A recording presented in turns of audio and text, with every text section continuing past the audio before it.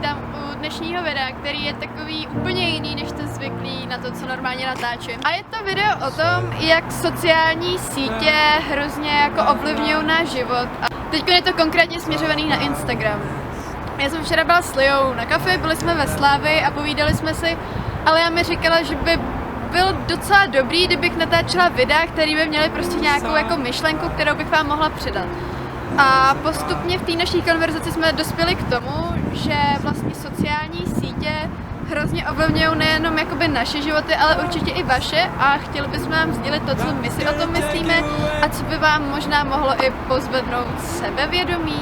Možná vás trošku jako popostrčit, že prostě sociální sítě nejsou všechno. Naše společná myšlenka, na co jsme přišli s Liou v průběhu včerejšího posazení v kavárně, je taková, že se lidi v našem věku slíží ve světech, které vlastně neexistují a jsou uměle vytvořený. Já jsem se třeba nedávno bavila s kamarádkou, se kterou jsem se hrozně dlouho nebavila a v podstatě jsme se jenom tak sledovali jako na Instagramech a tak. A v podstatě to potom tak jako vyplynulo, že přes ty Instagramy naše životy vypadají třeba například já, že jsem holka, která nemá žádný starosti, že jsem strašně bohatá, že můžu mít tohle a tamhle, že neřeším nic jiného než jako kam půjdu na kafe nebo jakou novou kabelku si koupím.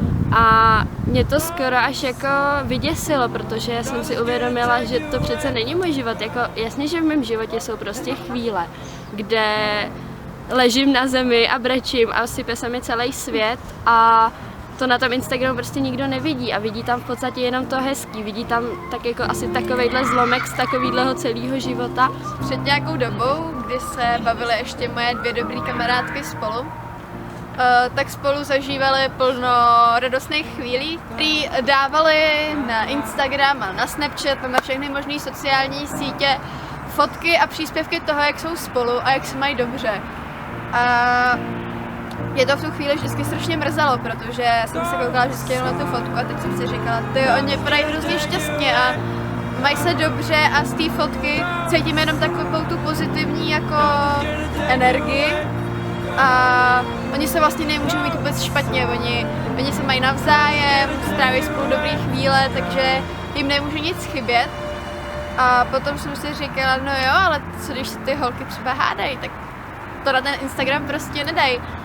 Ale i přesto všechno, i když jsem si myslela, že tam mají něco jako nějaký hádky nebo nějaký hroty, tak i přesto všechno jsem byla vždycky zastíněná jenom tím, jak je všechno dokonalý. No období jsem třeba si vysloveně musela smazat Snapchat, protože se mi dost často dělo, že jsem si třeba řekla, jo dobře, tak teď v pátek si udělám pohodový den, budu doma, budu koukat na filmy nebo něco takového. A bylo to všechno v pohodě, dokud jsem neotevřela Snapchat a neviděla tam třeba kamarády nebo tak, jak jsou někde na nějaký akci společenský, jsou spolu, prostě baví se, strašná sranda, všichni to určitě znáte.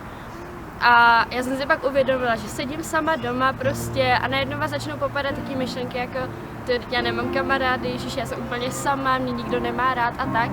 A to přece asi není úplně dobře, prostě když jeden večer chcete být sami doma, tak na tom není špatně, to prostě není věc, že nemáte kamarády nebo že by vás nikdo neměl rád, je to jenom prostě na jeden večer chcete jít sami, ale to vždycky ta jako nálada odpadne, když vidíte všechno to kolem. Tím nechceme říct, abyste všichni přestali dávat fotky na Instagram nebo nějaký takové věci, ale spíš abyste to nebrali vážně, nebo abyste v tom viděli tu určitou falešnost a abyste prostě neměli deprese nebo prostě blbý nálady z toho, že někdo tam má fotku, jak je na kafi v nějaký strašně drahý kavárně nebo něco takového a vy si ji nemůžete dovolit, protože je pravděpodobný, že třeba na to kafe jí někdo pozval nebo něco takového, že prostě je to všechno hrozně velká iluze a je strašně zbytečný jako z toho mít špatnou náladu. Určitě jste si všimli, že plno lidí si zakládá na vzadu svého Instagramu a snaží se tam dávat fotky, aby jim to ladilo s celou jejich tématikou toho Instagramu, ale paradoxem na tom je to, že lidi s tímhletím krásným Instagramem si zakládají účty, kde můžou přidávat fotky z jejich běžného života, kde se nemusí snažit nad nějakou úpravou a prostě tam vložej a Nemusí si říkat, jo, tohle to mi ladí, tohle to mi neladí. Přemýšleli jste vůbec někdy nad tím, jak taková krásná fotka, momentálně podzim, takže taková krásná podzimní fotka vzniká?